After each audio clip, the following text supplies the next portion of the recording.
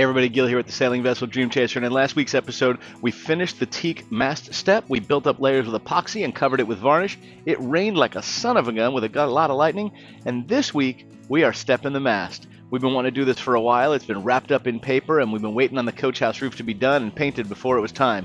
The day is here. And it's a long-standing nautical tradition. When you refit a boat or when you build a boat, you put coins under the step of the mast. This is everything from when building an aircraft carrier to certainly building a sailboat, which has, traditional masts on it, if you will. So as Deb and I are getting ready to step the mast, we wanted to make sure that we followed this same maritime tradition. Deb had commissioned a coin to be made. I talked about it in an earlier video. I'll put a link up here on it. A beautiful coin with our boat logo on it. We got it back. We liked it so much, we didn't want to hide it down inside the mast step where we would never see it again. So we did find a couple of really meaningful coins to us. Well, today was the big day. Monday was going to be our mast stepping day, but unfortunately Mother Nature had other plans today. As we got into the boat, we started to see it was beginning to rain, and it looked like we were going to have to delay the mast stepping until tomorrow, assuming the weather cooperates. We were able to see that they did some work on the deck of the boat, though. We can see where they have sanded and faired a little bit more up on deck. And I think they're doing all this in preparation for ultimately painting it, which they'll wait and do after the mast stepping is complete, so they're not treading a bunch of people on and off of the new deck paint. I don't know how well you can see this. There's an alligator gar right there next to that pizza box. Look, he's reaching his mouth in the pizza box to try and get some food out of it. Unbelievable.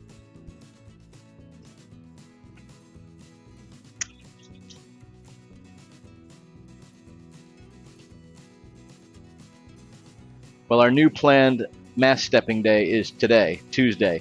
So we are on our way down to the boat. Looking at the video camera, I can see that Steven's already starting to work on bedding the teak mast step, as well as the aluminum base that goes on top of that. These are being through bolted all the way down through the aluminum plate, through the teak block, and through the actual coach house roof into the compression structure below it. My wife and I do videos every single week about our lifestyle, living aboard and refitting our classic sailboat. If that's the type of content you think you might enjoy, click that like button and don't forget to subscribe. Let's get back to the video. So we forgot the halyards. We planned a lot. We planned coins. We planned wiring. We planned what we thought was everything, but the halyards. I took them home to wash them, and I'm not going to delay this again, so I'm running over and getting new ones. They were pretty rough anyway. So there's our excuse. So to the chandlery. So honestly, I felt a little bit under the gun. I ran to the chandlery, I picked up all the new halyards, had them cut. I had to get a couple of additional blocks. I came back to the yard, I strung them all up on the mast, and Deb and I did that real quick and frankly didn't film any of it. We ended up getting 3 halyards, so we have one that's the mizzen main halyard. We did another one that could be either for a bosun's chair or a mizzen ballooner, and then the last one we did was the mizzen mast topping lift. So we strung all 3 of those onto the mast. 2 of them run down the center. One is external only, and that's going to be for the ballooner. So this is exciting. We've got the mast all set up. It's getting ready to be lifted up on the crane and about to be stepped.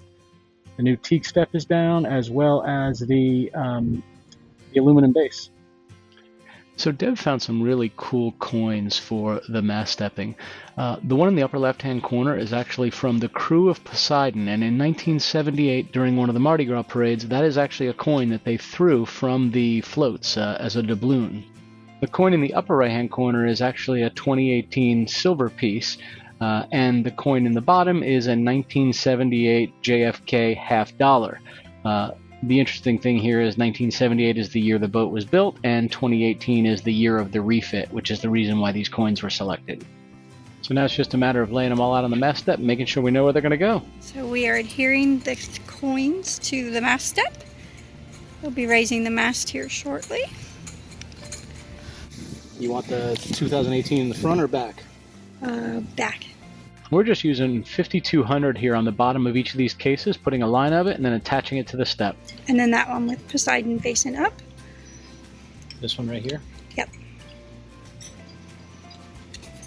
Now with this coin, we had to be cautious. We wanted to put it inside of this pattern, but we had to make sure that it didn't stick out far enough that the mast would hit it and not go down all the way. So that's what that line that you see is for.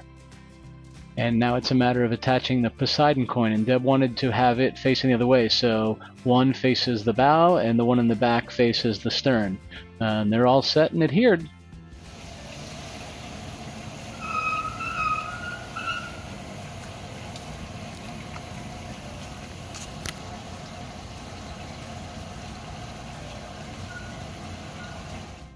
So I've got to tell you, it's really, really nerve-wracking watching your mast hanging from the straps. Not quite as bad as watching the entire boat hang there, but nerve-wracking nonetheless. After getting the coins all situated, we actually put them down inside of cases and then sealed those down to the base of the aluminum mast step with 5200, so they will not move. They will stay put. They also won't rattle around in any kind of a seaway. It was time to finish putting up the mast. We made good progress with it. It looks kind of slow here, but keep in mind it's still connected to the crane the entire time we're hooking the turnbuckles back up to it and the shrouds. And we got done in the nick of time just as it started to rain and thunder again.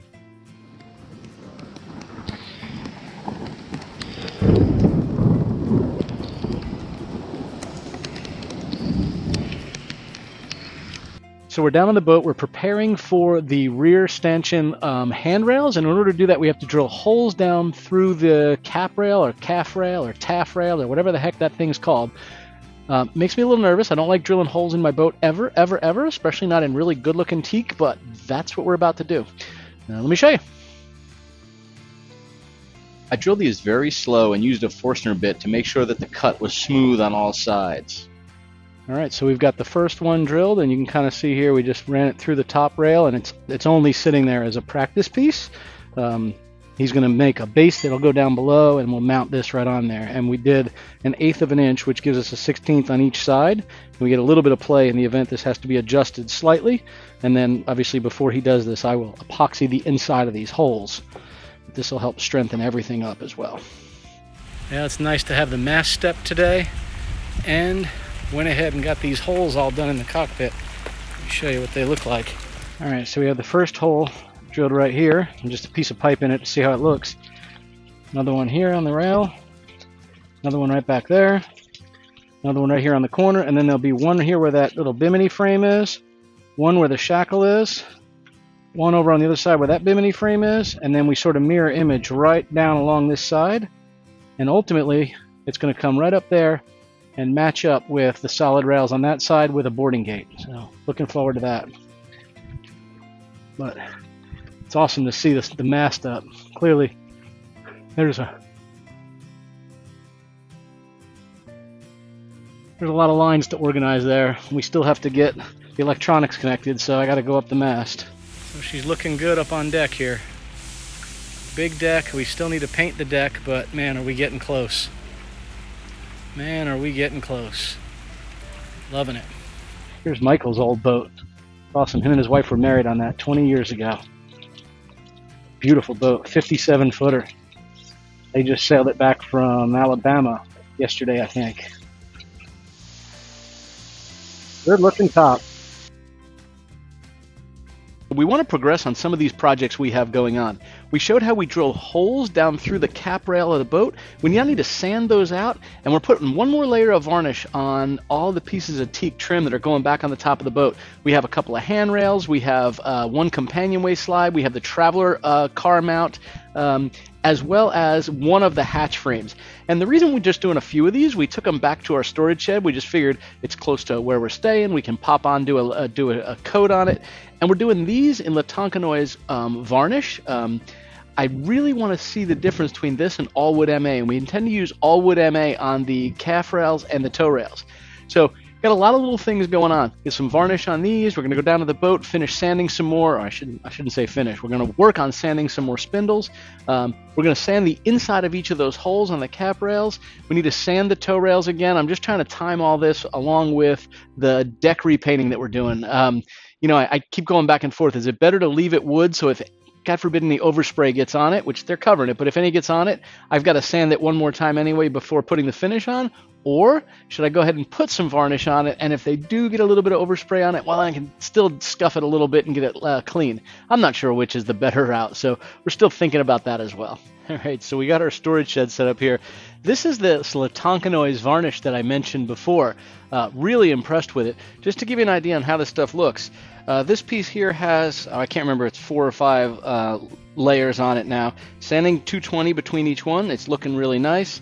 Here's the the actual companionway slide rail, and you can see down the end where it's a little patchy. That's okay. That sits on the inside of the opening, and it has trim that goes along and covers that.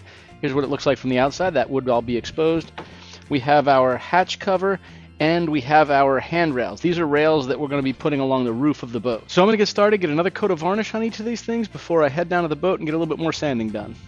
All right, so got another coat on all of these and pushed it on into the storage shed just to make sure we get it ready to go. 'Cause frankly, you just never know what's going to happen with that sky behind us. So it's inside drying off, and I'm heading down to the boat to get those little holes I drilled yesterday sanded down. Check it out. And essentially just sanded out each of these little holes. The idea was to get them nice and smooth on the insides, so I can run a little bead of epoxy around it with just a brush.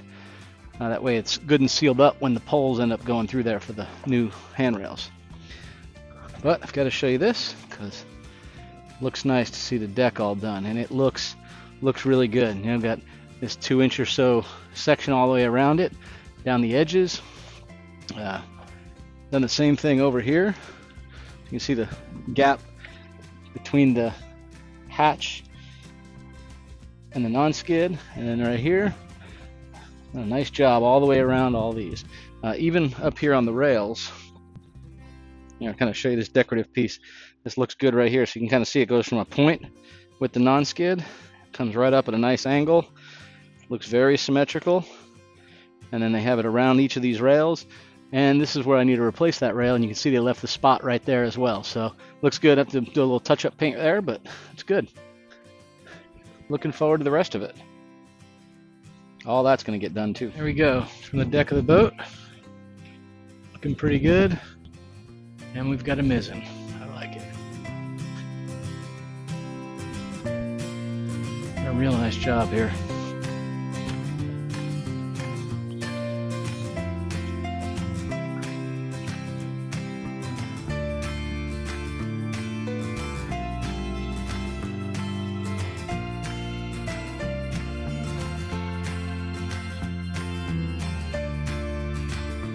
I'm just going to walk on by.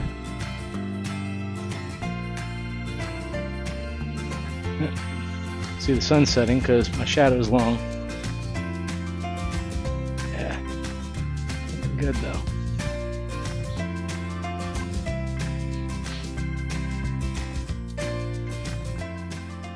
But time to head on back home.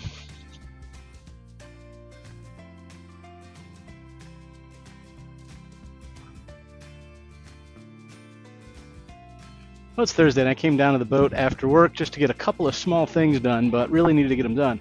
The first is where we drilled the holes in the top of that calf rail. I really needed to go ahead and epoxy inside of it. The pipes don't fit completely solid to seal off any water, so when it rains, water doesn't go down in there. I want to make sure it doesn't soak into the inside of the teak where it won't be finished inside of that. So I put a couple of layers of epoxy on there. Just use those small little art craft brushes and brushed it in. I'll show what that looks like.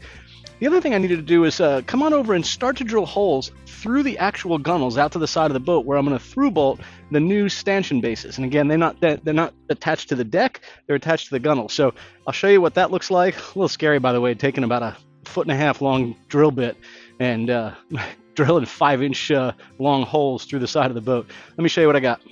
So I went ahead and used blue painter's tape, and I put 2 layers of the blue painter's tape on the bottom side of each of these holes. And then I also repeated the same process on the top side. And the reason I'm doing this is I want to protect the teak around it before I put the epoxy on there. Once that's done, I went ahead and used a small X-Acto knife to essentially cut the opening on the top half only. So it's protected from dripping anywhere down below, and the top outer edge is protected as well. And that was just a matter of fact of using a small arts and crafts brush, dipping it in the epoxy and coating the entire inner edge of all of these openings with multiple coats. Well, let me start right here. These are the holes in the calf rail, and I'm going to see if I can angle this here without shadow forming on it. And you can kind of see I just went ahead and epoxied down in the inside. I used 105 and 207 special clear, and I put a few coats on there. And I've done that to all of them, so there's actually 8 holes that go all the way through the rail. I had a small amount of epoxy remaining, and I had noticed a small piece of the rounded trim had come loose on the companionway sliding hatch, so I decided to go ahead and just do a fairly temporary repair here. I painted some of that thickened epoxy down in between the molding and the outer edge of the companionway, and then just held it in place with blue tape until it dries. And I'll remove the blue tape tomorrow. This will be a good enough repair that'll last a little while until I rebuild this hat.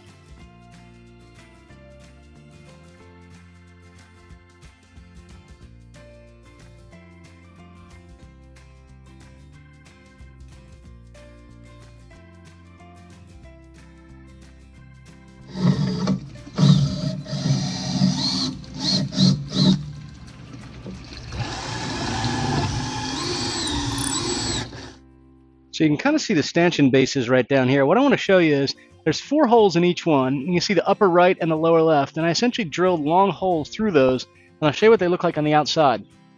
So I only drilled 2 at a time, and the reason I did that is because I want to through bolt 2 of them, get them seated, and then I'll pull the other screws out, the temporary ones, and then I'll seat the other 2. That way I know I don't move any of the handrails at all.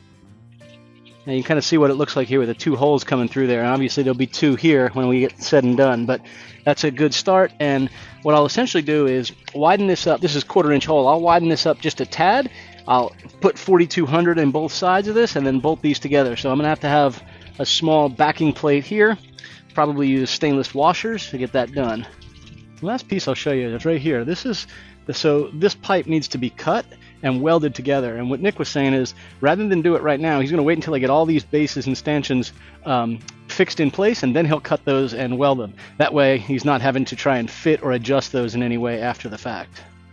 So all in all, it was a good day. I've only been down here about an hour and a half, but I feel like I got a lot done. I taped off those areas on the taffrail, epoxied down on the inside, pulled the tape off, sanded the top smooth or a little bit bled underneath the masking tape. I pre-drilled 2 of the 4 holes on every one of the stanchion bases, so that's on all 16 of them, or I'm sorry, 14. There's still 2 that need to be put up. And I think we're in pretty good shape. So now I just have to get the long stainless steel bolts, and I got to determine if I'm going to use acorn nuts on the end or leave the bolt heads on the outside and put the nut on the inside. Don't really like the way that looks. It doesn't have a good finished look, but I definitely want them through bolted. But she's sexy. Episode, we went ahead and showed you what the did we do last week? Man, I look red in that. I need to color adjust it. Maybe I just am that red. God. That was a bit of a flop. Oh well. In last week's episode, we went ahead and showed. How come I can't remember what the we did last week? My God, I'm getting old.